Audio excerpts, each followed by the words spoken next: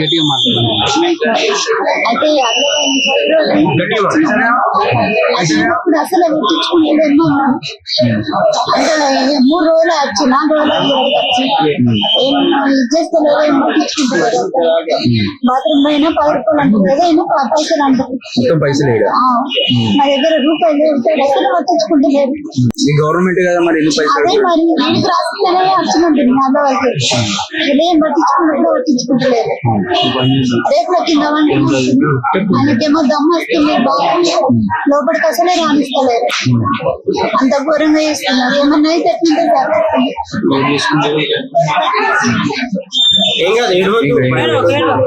ఏమైంది ఇప్పుడు? అడ్మిట్ చేసుకురా? ఏం తీసుకోలేదు. 3 రోజులు ఏడుండ అయిన పేషెంట్ బయటకు అయినా వస్తాడా? మాట్లాడు.